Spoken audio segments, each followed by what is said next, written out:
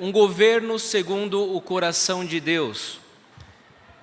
Nesse sermão eu quero trazer a título de exemplo dois modelos de governo que nós temos nas Escrituras Sagradas, ou dois governos de dois reis diferentes, um modelo negativo e um modelo positivo, e o porquê disso, para que isso possa servir de parâmetros de avaliação, para que através desses princípios que nós vamos ver, você possa discernir o candidato que você irá eleger.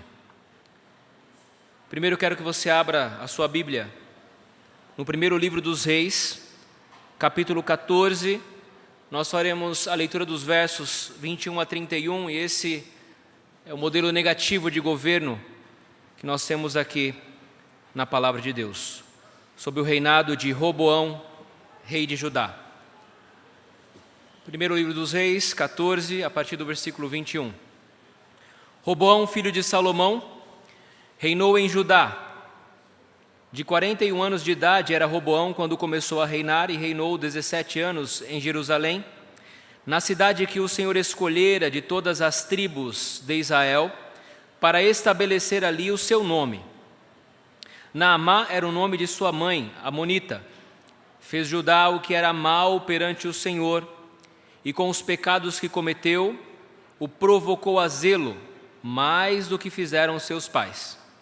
Porque também os de Judá edificaram altos, estátuas, colunas e postes ídolos no alto de todos os elevados outeiros e debaixo de todas as árvores verdes. Havia também na terra prostitutos cultuais. Fizeram segundo todas as coisas abomináveis das nações que o Senhor expulsara diante dos filhos de Israel. No 5º ano do rei Roboão, Sisaque, rei do Egito, subiu contra Jerusalém e tomou os tesouros da casa do Senhor e os tesouros da casa do rei. Tomou tudo. Também levou todos os escudos de ouro que Salomão tinha feito. Em lugar destes, fez o rei Roboão escudos de bronze e os entregou nas mãos dos capitães da guarda, que guardavam a porta da casa do rei. Toda vez que o rei entrava na casa do Senhor, os guarda usavam os escudos e tornavam a trazê-los para a câmara da guarda. Quanto aos mais atos de Roboão e a tudo quanto fez, porventura não estão escritos no livro da história dos reis de Judá? Houve guerra entre Roboão e Jeroboão todos os seus dias. Roboão descansou com seus pais, e com eles foi sepultado na cidade de Davi. Naamá era o nome de sua mãe, Amonita, e Abias, filho de Roboão, reinou em seu lugar. Agora eu quero conduzi-los a um exemplo positivo de governo que se encontra no 2º livro dos Reis, capítulo 22, leremos os versículos 1 e 2. Fala a respeito do rei Josias. Tinha Josias 8 anos de idade quando começou a reinar, e reinou 31 anos em Jerusalém. Sua mãe se chamava Jedida, e era filha de Adaías, de Boscate. Fez ele o que era reto perante o Senhor, andou em todo o caminho de Davi seu pai, e não se desviou nem para a direita e nem para a esquerda. Vamos orar. Ó Pai, pedimos nesse momento, ó Deus, a direção e iluminação do Teu Santo Espírito para a exposição da Tua Palavra. Fale ao nosso coração e nos dê sabedoria e discernimento em nome de Jesus. Amém. Meus irmãos, nós estamos a um dia da Reforma Protestante. A Reforma Protestante foi a maior reforma religiosa de todos os tempos. E essa reforma só foi possível por causa de um princípio que foi levantado naquele período, que se tornou o padrão para que aqueles reformadores pudessem se levantar em nome de Deus e reformar aquilo que precisava ser reformado. Esse princípio é o princípio do sola scriptura, ou somente a Escritura. Porque no contexto da Reforma Protestante, em que aqueles homens iluminados por Deus voltaram para a autoridade da palavra de Deus e viram todos os desmandos, todas as corrupções morais que a igreja estava inserida, e diante disso, através do contato com a lei de Deus, do contato com a palavra do Senhor, eles puderam produzir o maior movimento religioso da história, a Reforma Protestante do século XVI. E diante disso, meus irmãos, nós queremos estabelecer um padrão aqui para que você possa ter em mente quando avaliar os governos instituídos, não apenas no Brasil, mas ao redor do mundo. Este é um padrão para que você também possa ter como princípio uma vida abençoada por Deus. Um padrão de estar pautado nas Escrituras Sagradas. Um padrão de estar apoiado na lei do Senhor como a sua regra de conduta, de vida, de prática, como a sua regra de fé. Um padrão que vai manter a sua mente aberta de acordo com os princípios aqui estabelecidos e também em alerta contra as influências ideológicas, filosóficas, partidárias, malignas, que se expõem diante dos nossos olhos e ouvidos a todo tempo, para que você possa ter discernimento, porque está fundamentado no sola Escritura, somente na palavra de Deus. No contexto, meus irmãos, de tantas informações, desinformações, levantamento de fake news, uso indevido dos veículos de comunicação, seja mídia, internet, TV, rádio, censuras, proibições, nós podemos ficar perdidos, aturdidos a tudo isso. E nesse turbilhão de coisas, de vídeos, de lives, de TikToks, nos perguntamos: onde está a verdade? O que será de fato a verdade? Por quais critérios nós podemos julgar as coisas que nós temos visto e ouvido e que chegam a nós a partir dos meios de comunicação? Enquanto pastor, não é a minha obrigação dizer em quem você deve votar, mas eu tenho como obrigação, enquanto líder, de prestar orientações para que você saiba discernir a verdade a partir das Escrituras Sagradas. Esse é o ponto. Esse é o ponto que eu quero trabalhar com os irmãos. As pessoas, mesmo crentes, quando olham para uma política tão instável como nós estamos vivendo nesse contexto atual, elas podem ter algumas reações e essas reações podem ser extremas. Vão para os extremos opostos, ou às vezes as pessoas podem ter uma ação de neutralidade. Assumir uma posição de neutralidade, de não se envolver ou não querer se envolver, isso de certa forma aponta para um negacionismo político. Um negacionismo político que, na verdade, é fugir à responsabilidade que nós temos enquanto cidadãos, enquanto deveres sociais que temos. Ou a pessoa pode, como um cristão responsável, buscar critérios, fundamentos na palavra de Deus. E segunda direção, a iluminação do Espírito Santo, pedir para que Deus lhe dê discernimento para fazer as suas escolhas, ou aquelas que mais se aproximam dos padrões das Escrituras Sagradas. Fato é, meus irmãos, que nós vivemos em duas esferas simultaneamente, e nem sempre é fácil separá-las ou colocá-las de maneira estanque. Nós vivemos na esfera da soberania de Deus, que abrange todas as coisas, mas nós também temos a esfera da responsabilidade humana. Se eu perguntar a vocês aqui, se vocês acreditam que Deus decretou o pecado do homem, todos vão concordar que sim. Deus decretou o pecado, Deus decretou a queda. No entanto, isso não faz de Deus o autor do pecado. Quando Ele criou Adão e Eva, Ele criou em perfeição a sua imagem e semelhança e deu a eles a liberdade de fazer o bem ou de desobedecer e fazer o mal. A culpa do pecado foi de Adão.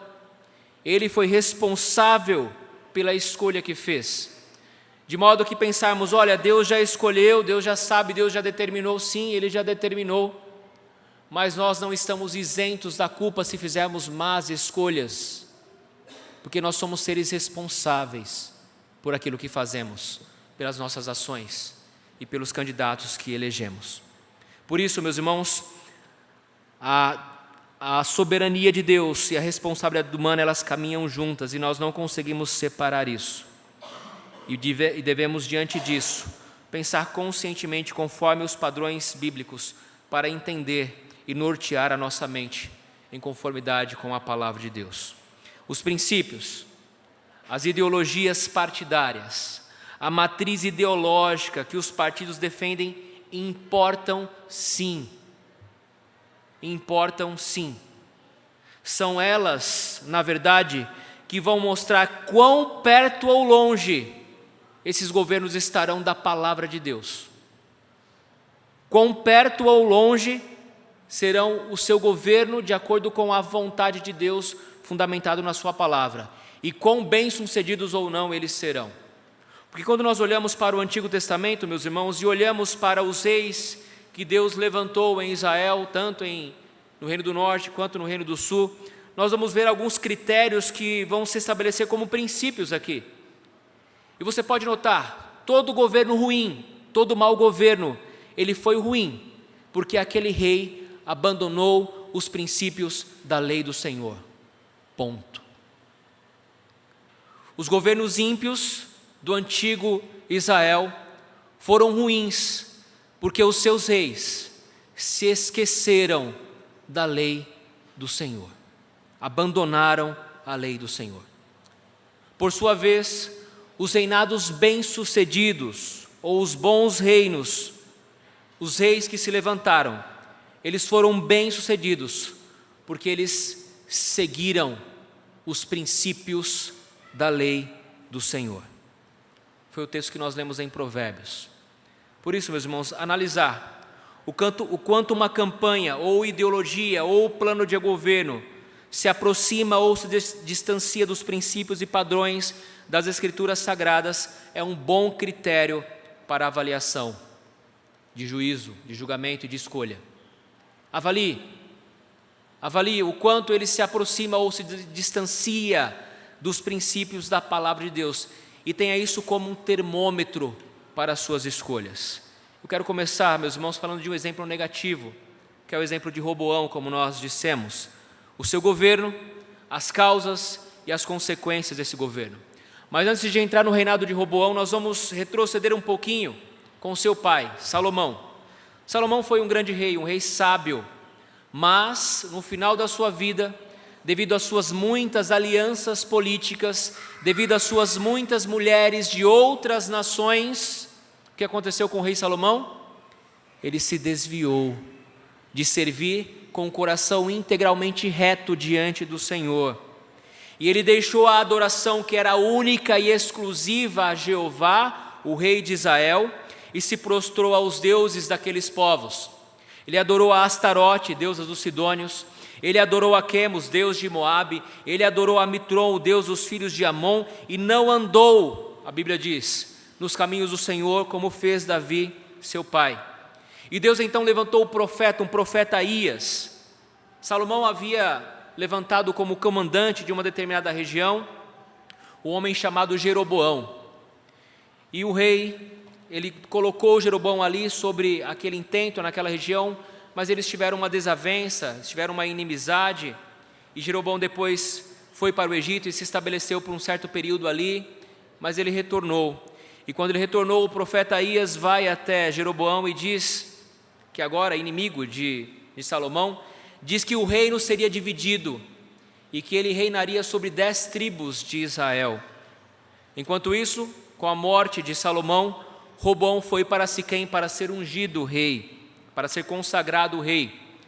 E quando ele se reuniu para ser consagrado rei, o povo foi até ele e clamou a ele para que aliviasse o jugo que o seu pai, Salomão, havia imposto sobre o povo.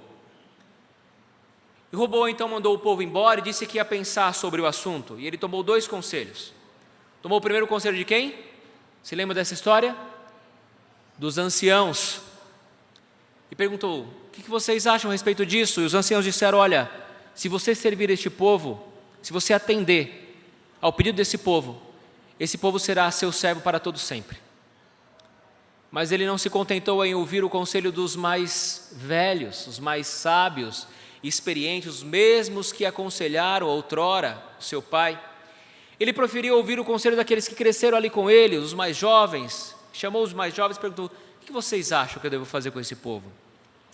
E os mais jovens aconselharam ele a responder assim ao povo. O povo voltou para ouvir a resposta do rei e ele disse: olha, o meu dedo mindinho é mais largo que o lombo do meu pai.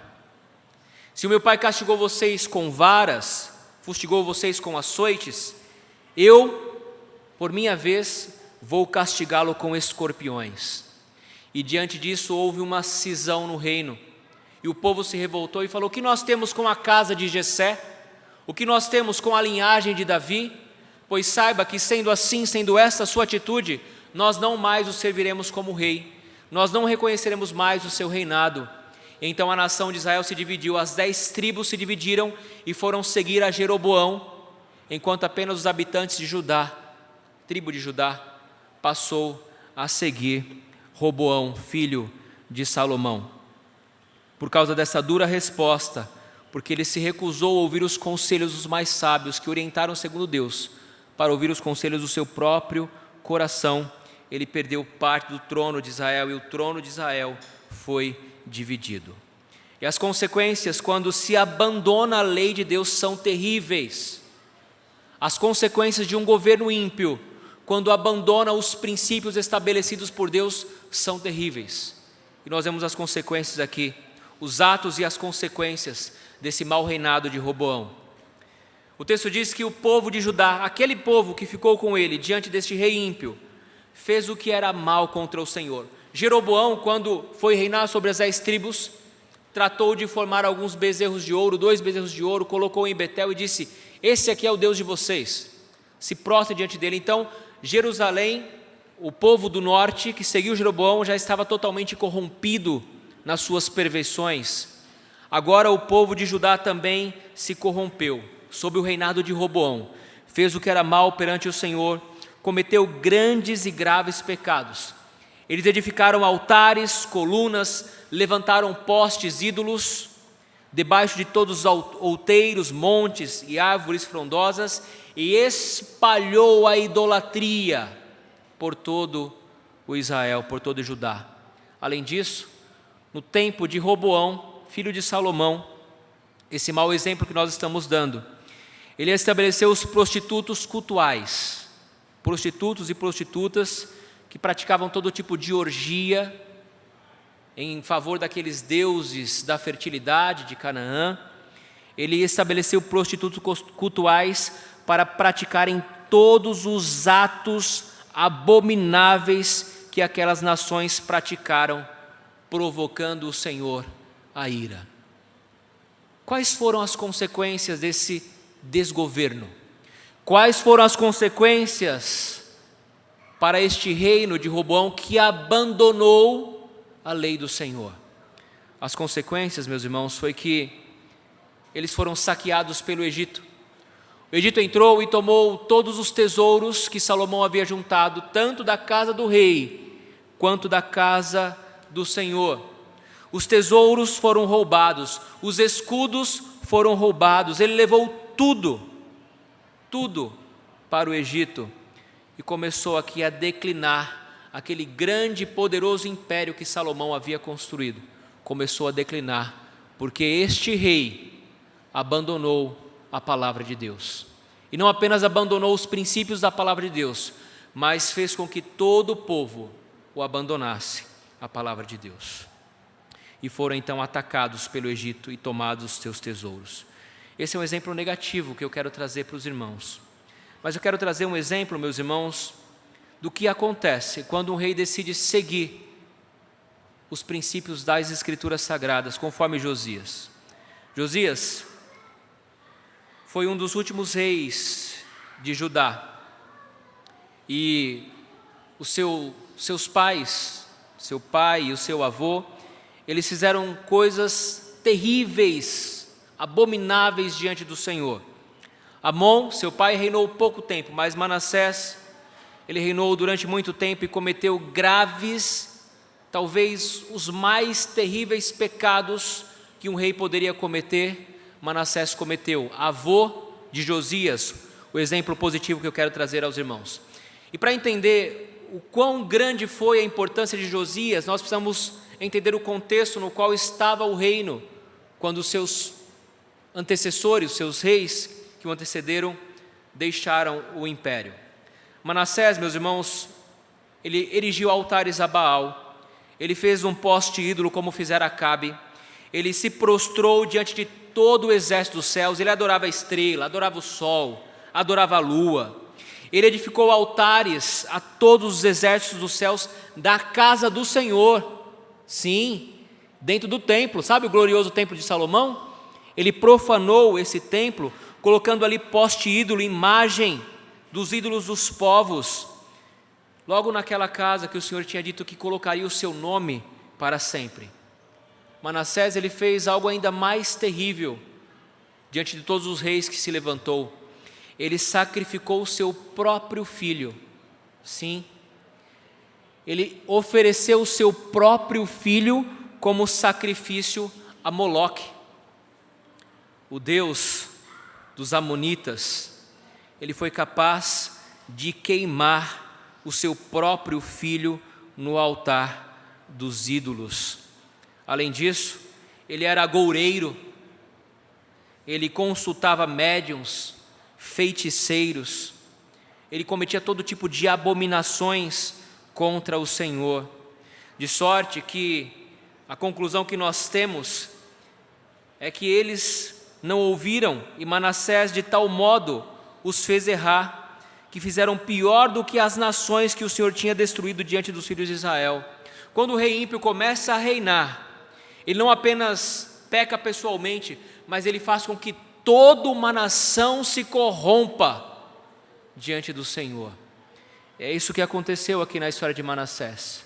Depois de Manassés tem Amon. Amon teve um reinado curto de 2 anos, porque houve ali um motim e os seus servos o assassinaram dentro de sua própria casa. E quando ele foi assassinado, o povo então tomou partido contra os assassinos, pegou a Josias e colocou para reinar no lugar do seu pai. E Josias então passou a reinar. Josias, meus irmãos, foi o rei que fez a maior reforma religiosa de Israel.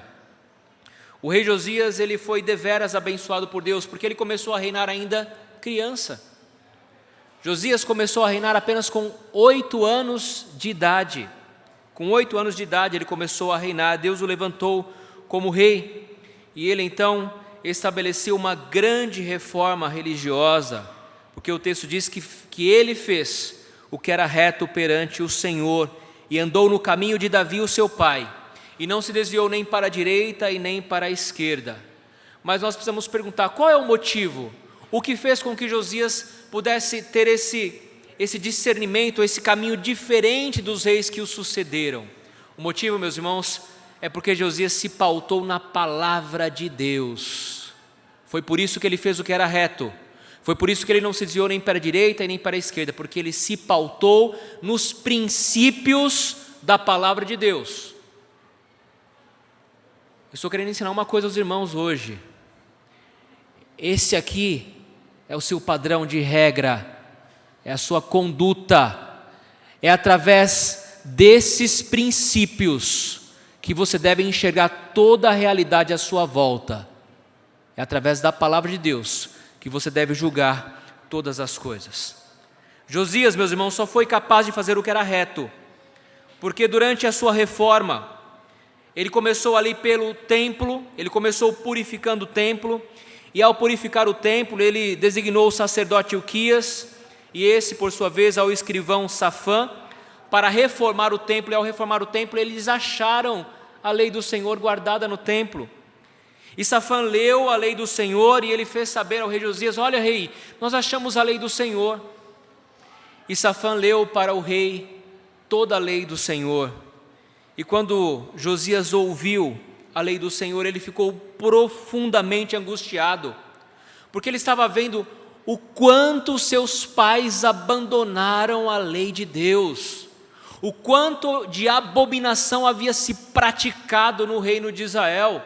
E ele então rasgou as suas vestes e ficou profundamente inquieto e se humilhou e pediu para que consultasse ao Senhor por intermédio dele.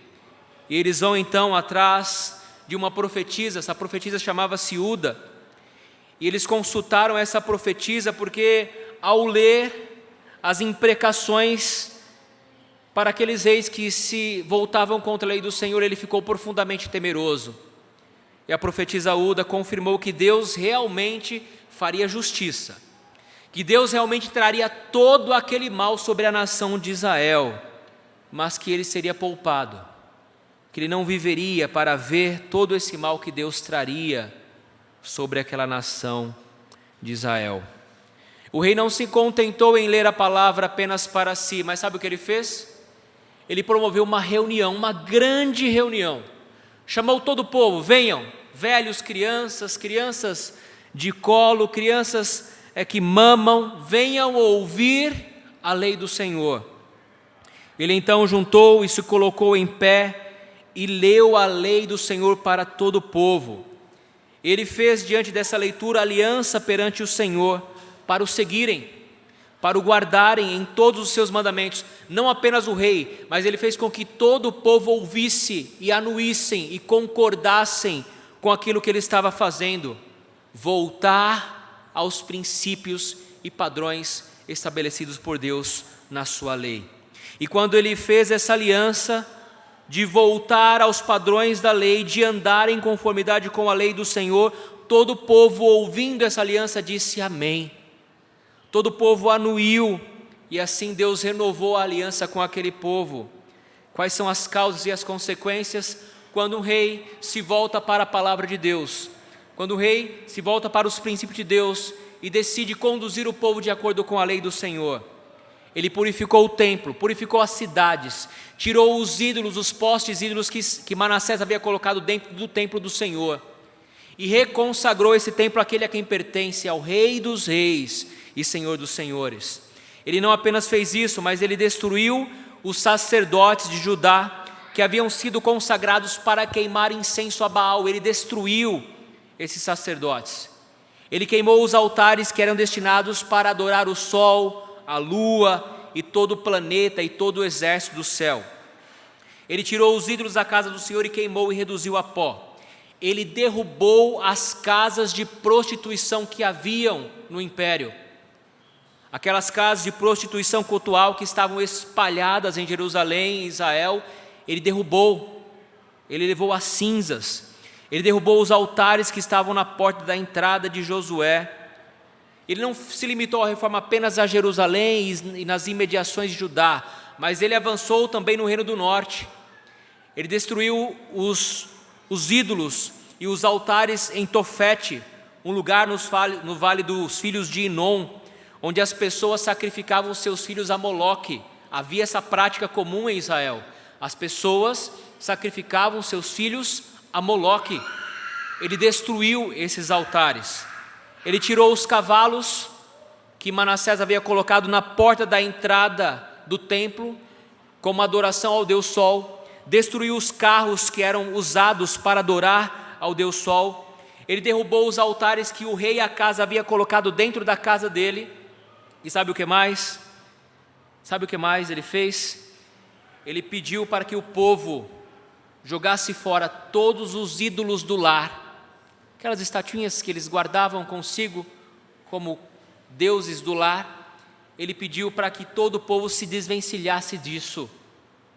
Ele destruiu totalmente a idolatria da nação de Israel. Não obstante, ele foi até o reino do norte.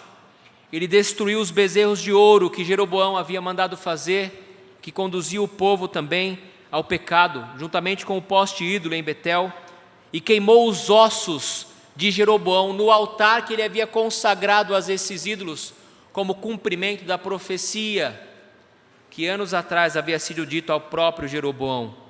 Ele tirou todos os santuários dos altos da cidade de Samaria, que os reis de Israel haviam levantado, e os destruiu, e matou os seus sacerdotes, e queimou os ossos humanos sobre ele. E depois que ele fez toda essa reforma, tanto no templo, quanto nas cidades, ele voltou para Jerusalém.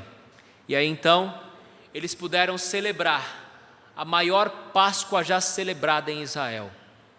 Essa história, meus irmãos, está em 2 Reis 23, eu convoco você a ler depois. E essa Páscoa ela foi tão notória diante de tamanha reforma que o rei havia feito, que ficou registrado no rei, porque nunca, no livro dos reis, porque nunca se celebrou tal Páscoa como esta, desde os dias dos juízes que julgaram Israel, nem durante os dias dos reis de Israel, nem nos dias dos reis de Judá. Corria o ano 18º do rei Josias, quando esta Páscoa se celebrou ao Senhor em Jerusalém. Ele iniciou essa reforma aos 18 anos, e aos 26 anos de idade, ele celebrou essa festa ao Senhor, a Páscoa em Jerusalém. Ele aboliu os médios, os feiticeiros, tirou os ídolos do lar. E o texto diz que antes dele não houve rei que lhe fosse semelhante, que se convertesse ao Senhor de todo o seu coração, de toda a sua alma e de todas as suas forças, segundo a lei de Moisés, e depois dele nunca se levantou outro igual. Meus irmãos, esses dois reis são a títulos de exemplo. Nós não vivemos uma teocracia judaica, nós sabemos disso. Nós estamos longe de viver esse realismo que nós encontramos em Josias. Quem dera tivéssemos um rei assim, quem dera tivéssemos um governante assim. Mas o que eu quero que vocês entendam é que vocês devem analisar as propostas, os candidatos, os governos, quão longe ou quão perto eles estão dos princípios da lei do Senhor. Porque quando um rei se aproxima, o seu reino é bem sucedido. Quando o rei se distancia da palavra, o seu reino será mal sucedido e o povo há de sofrer. Mas eu quero que você olhe para o seu tempo e não deposite toda a sua confiança em homens. Você é um reino, um cidadão do reino dos céus. Nós somos servos de Deus. Nós não temos políticos de estimação. Nós servimos a um rei todo-poderoso. Os anseios que vocês têm dentro do coração de vocês não se cumprirão neste mundo, meus irmãos. Eu sinto lhe informar essa triste notícia. Os nossos anseios, os anseios de um futuro próximo, de justiça, meus irmãos, é no reino por vir, é o reino do nosso Senhor Jesus Cristo. Por isso, viva neste mundo como um cidadão do céu e seja responsável, mas não deposite toda a sua esperança, a resolução de todos os seus problemas a nenhum político,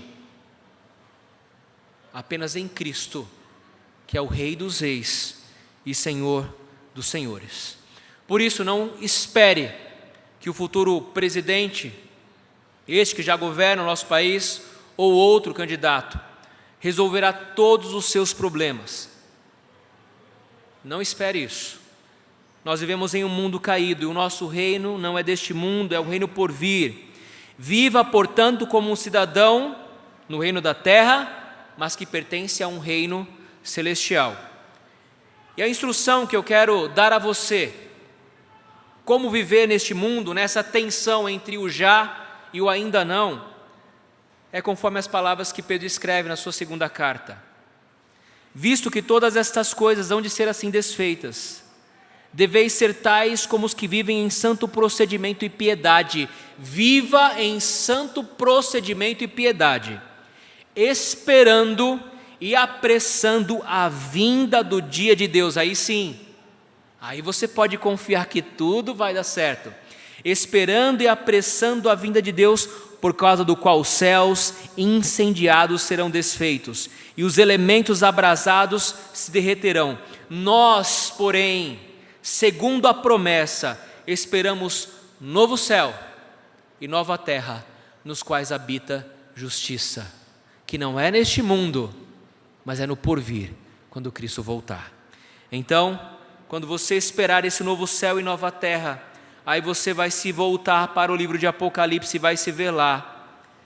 E Deus vai te mostrar o rio d'água viva, brilhante como o cristal que sai do trono de Deus e do Cordeiro. E no meio da sua praça, de uma outra margem do rio, está a árvore da vida, que produz 12 frutos, dando o seu fruto de mês em mês. E as folhas de árvore são para a cura dos povos. Nunca mais haverá qualquer maldição. Nela estará o trono de Deus e do Cordeiro. Os seus servos o servirão, contemplarão a sua face. Na sua fronte está o nome dele. Então já não haverá noite, nem precisam eles de luz de candeia, nem da luz do sol, porque o Senhor Deus brilhará sobre eles e reinarão pelos séculos dos séculos. Este é o reino que você tem que ansiar e aguardar. Por isso, lembrem sempre de clamar: Maranata, ora vem, Senhor Jesus. Conforme o anjo Gabriel proferiu a Maria, dizendo que em Jesus, cujo nome significa Deus é a salvação, neste sim nós podemos confiar de todo o coração. Este será grande e será chamado Filho do Altíssimo. Deus, o Senhor, lhe dará o trono de Davi seu pai, e ele reinará para sempre sobre a casa de Jacó, e o seu reinado não terá fim. Este reinado que nós temos que aguardar, onde todos os nossos problemas serão solucionados. Enquanto isso não acontecer, avalie, julgue conforme esses princípios, e que Deus dê discernimento ao seu povo, à nossa nação, em o nome de Jesus. Amém.